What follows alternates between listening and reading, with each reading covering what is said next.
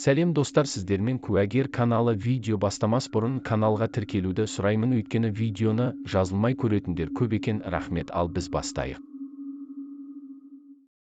Бұл оқиға Кейхал жанұясы туралы. 1986 жылы 29 жастағы Джилл Рассел әуесерігі болып жұмыс жасады. Бұл жұмыс бүткіл уақытты қамтығандықтан және әрдайым қалалардың бірнеше мемлекеттердің арасында ұшып қонып жүргендіктен Джилл Рассел өзінің жеке өміріне уақыты болмайтын. Ер адаммен танысып кездесіп жатса да, көбі оның жұмысына көңілі толмайтын. Бірақ бір мезетте Джилдің өмірі күрт өзгерді. Нью-Йорк қаласының кешкі мезгілінде Джилл достарымен қаланың менмендеген түнгі барға барып демалды. 1-2 сағат өткеннен кейін олардың арасына 26 жасар биржалық брокер Джеймс Кехел қосылды. Ол екеуі бір-бірін сол мезетте қатты ұнатты. Олардың қарым-қатынасы күннен күнге жақсы және қарқынды дамыды. Олар бірге тұруды шешті. Уақыт өте келе Джеймс құрылыс компаниясын ашады. Соның себебінен ол Сканитейс қаласына көшпек болады. Джеймстің бұл іс-әрекетін қолдаған Джилл онымен бірге көшті. 1 жыл өткеннен кейін Джилдің аяғы ауыр болды. Осыған себеп олар екеуі ресми түрде бас қосты. 1988 жылы ақпан айында оларда ұл туылды. Ұл туылғаннан олардың қарым-қатынасы одан әрі жақсы болды. Олардың жұмысы да, өмірі жақсы дамыды. 1990 жылы оларда қыз туылды. Уақыты өте келе Джеймстің жұмысы қиындады. Оның несиесі, жұмыстағы табысы проблемаға айналды. Бұл жағдайға Джилл қарап отыра алмады. Ол өзінің құрбыларымен гүл және ландшафт кәсібін бастады. Джилдің бұл кәсібі қарқынды өсті, ол үлкен табыстарға кенелді. Бірақ әйелінің табысы, жетістіктері Джеймсті іштей жеді. Джеймстің ішіндегі уы әйелімен ұрыс-керіске әкеп соқты. Джеймс әйеліне ақша сұрауға, көмек сұрауға дәті бармады, намысы жібермеді. Үйге келген түбіртектерді, яғни коммуналдық қызмет, несие түбіртектердің көзін құртып отырды. Бірнеше уақыттан кейін бұны білген Джилл Джеймспен қатты ұрсысып қалды. Бұл болған қақтығыс Джеймсті тоқтатпады. Ол ары қарай ойланбай ақымақ іс-әрекеттер жасады.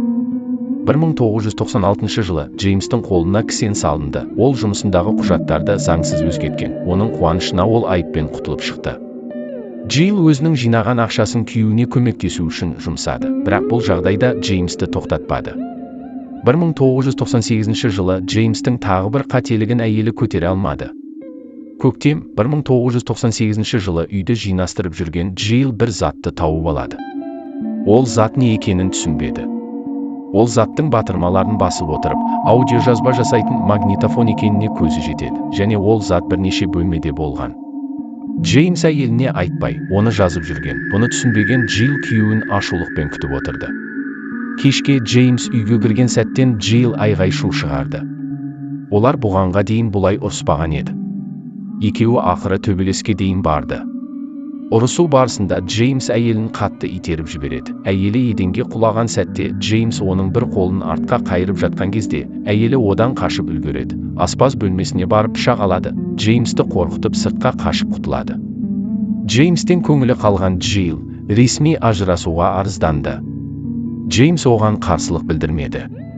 Олар ажырасқаннан кейін қарыздары көп болғандықтан жеке пәтері алып тұра алмады. Сөйтіп олар бір-бірін жек көрсе де уақытша бір үйде тұруды шешеді. 21 сәуір 1998 жылы полицияға таңғы сағат 5:30-да қоңырау шалынды. Полиция жедел телефон шалған үйге келді.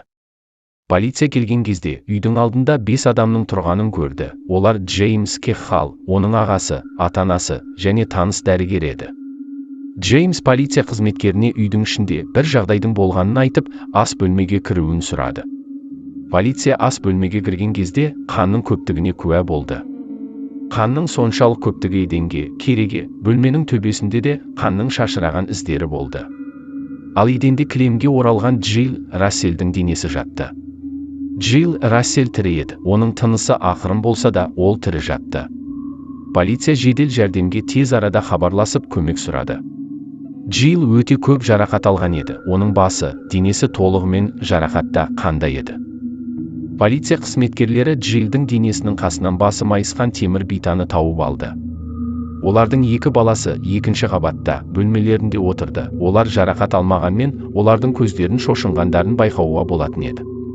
Ал Джеймс болса қолдарында бірең-сараң жарақат болды. Емханаға түскен Джейлға жедел басына ота жасады. Өйткені Джейл басына 2 рет қатты жарақат алған еді. Ота барысында оның миының жартысын алып тастады. Отадан кейін Джейл комаға түсті.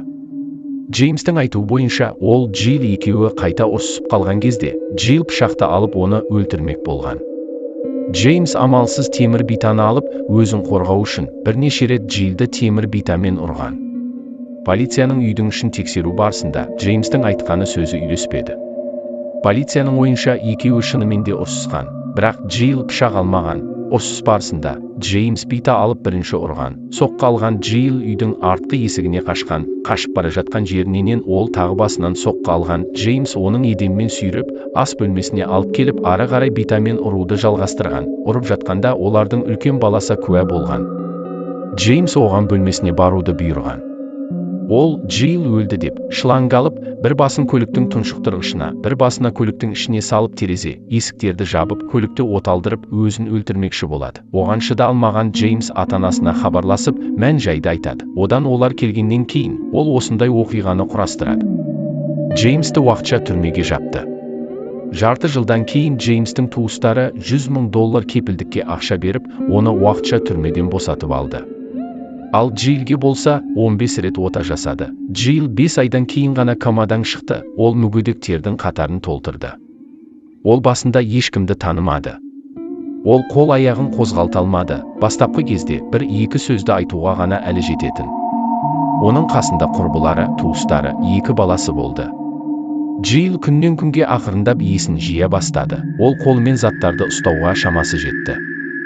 10 сәуір 1998 жылы, кешкі уақытта медбике Джейлдің палатасына кірген кезде, Джейлдің көгеріп кеткенін байқайды. Джейл қайта комаға түсіп, сол түні қайтыс болады.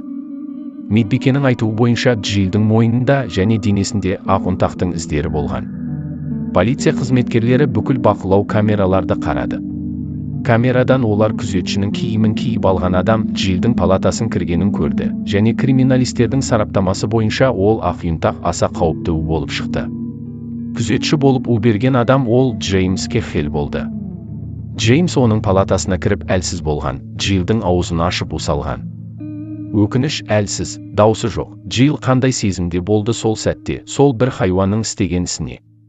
Джеймсті сол сәтті соттап, түрмеге жауып, өлім жазасына кесілді.